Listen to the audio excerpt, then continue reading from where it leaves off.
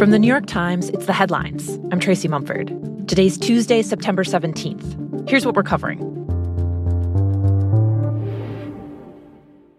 As former President Trump was moving through the Fifth Fairway, the agent saw the subject armed with what he perceived to be a rifle and immediately discharged his firearm. The subject, who did not have line of sight to the former president, fled the scene. He did not fire or get off any shots. The Secret Service has provided new details about the apparent assassination attempt against Donald Trump at his golf course on Sunday, fueling new questions about the agency's ability to do its job. Cell phone records show that the suspect got to the golf course in the middle of the night and stayed there undetected for almost 12 hours before he was spotted hiding in the bushes with a rifle. At a press conference yesterday afternoon, the acting director of the Secret Service, Ronald Rowe, admitted agents did not search the perimeter of the course before Trump started golfing. Still, Rowe defended the agency's methods as, quote, effective. The agents' hypervigilance and the detailed swift action was textbook, and I commend them and our partners for an exemplary response in keeping former President Trump safe. Other law enforcement officials, meanwhile, including former Secret Service agents, are raising concerns. One 26-year veteran of the agency told The Times the question on his mind is, was this just luck that you caught this guy, or did you have the appropriate mechanisms in place? The Secret Service has been under intense scrutiny since it failed to prevent the assassination attempt on Trump in July. After that attack, it did reassign some agents from President Biden's advance team to protect Trump. But Rowe said yesterday that the agency's facing what he called a heightened threat environment, and he needs Congress to approve more funding for personnel and overtime pay. The agency's been understaffed for years. Today on The Daily, details about the suspect from the golf course, who's currently in custody in Florida, and a look at how this year's presidential race is playing out in a new era of political violence.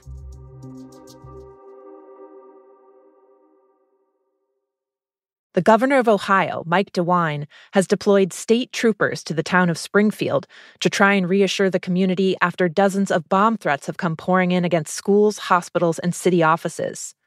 Springfield has been at the center of a political firestorm since Donald Trump amplified a false rumor during the debate about Haitian immigrants in Springfield eating pets. In the last week, daily life has been upended there, with schools evacuated, children sheltering at home, and Haitian residents worried about being targeted.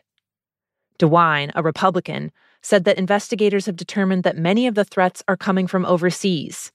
He said they're being made by, quote, those who want to fuel the current discord surrounding Springfield.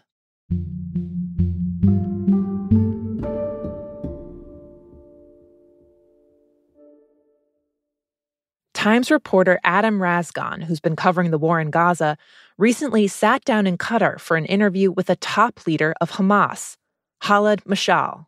Mashal is someone who has rarely spoken to the Western media, and especially since the start of the war.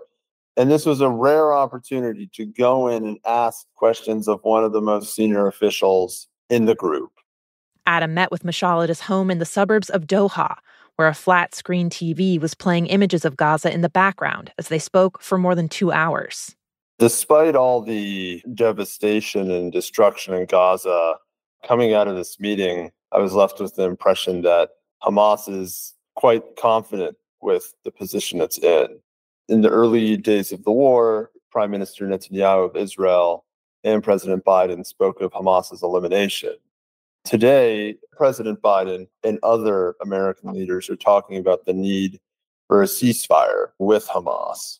And for Mashal, this is an implicit recognition of Hamas and has made them feel confident about their future in Gaza. It was also clear in sitting with Mashal that Hamas was not willing to rush into a ceasefire at any price, and that they were going to hold out for their key demands, which are a complete Israeli withdrawal from Gaza and an end to the war. At one point in the interview, I asked him about criticisms from Palestinians in Gaza who have accused Hamas of giving Israel an excuse to wage a massive bombing campaign that has reduced cities to rubble. And he dismissed those criticisms. But, I still sort of pressed him, asking, the situation in Gaza has become much worse than before October 7th, and Palestinians have experienced immense suffering. But he said it was a price that Palestinians must pay for freedom.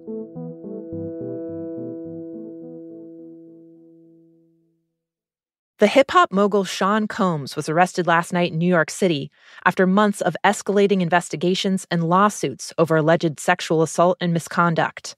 He was at the Manhattan hotel where he had been awaiting an expected indictment against him, and we learned that a grand jury in New York had indeed indicted him. Times reporter Julia Jacobs has been covering the investigations into Combs, also known as Diddy or Puff Daddy. We know through Mr. Combs' lawyers that he expects the charges to be racketeering and sex trafficking. We don't at this point have any more details on what's in the indictment. The U.S. Attorney's Office expects it to be unsealed, so we should have plenty more information then. Combs was held overnight and is expected to be arraigned today. He spent the last year under increasing scrutiny since his former girlfriend, the singer Cassie, filed a lawsuit accusing him of years of physical and sexual abuse. He settled that suit, but then faced 8 more from other women. Combs vehemently denied all the allegations, but his tone of defiance shifted after hotel surveillance footage emerged showing him dragging and kicking Cassie back in 2016. This spring, federal agents raided his homes in LA and Miami Beach. Prosecutors have also been quietly delivering subpoenas to witnesses for months, building their case. Combs' legal team says he's a, quote, innocent man with nothing to hide, and he looks forward to clearing his name in court.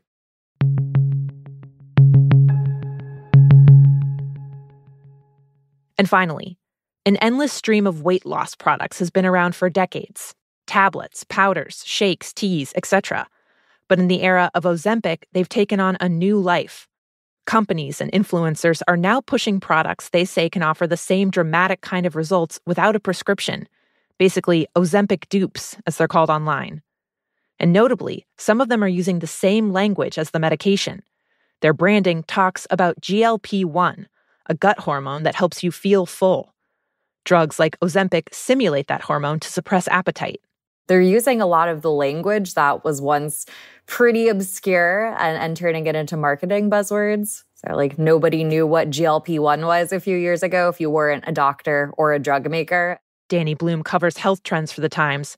She says the latest product in the mix comes from the reality TV star Kourtney Kardashian, whose supplement company Lemmy is releasing a new supplement called GLP-1 Daily. People might shell out and think that they are getting something that is maybe even close to an actual GLP-1 medication. And there just isn't evidence right now that this supplement or any other could even come close to the kinds of results that people see when they take actual name brand Ozempic. And I think this just really speaks to where we are at this point in the Ozempic era, which is that the language around these drugs, even really technical jargon, has seeped into our daily conversation. And these drugs are so top of mind for people. There's so much demand for them that we're seeing entire cottage industries spring up trying to chase any possible spillover effect or profit from just how popular these drugs are. Those are the headlines. I'm Tracy Mumford. We'll be back tomorrow.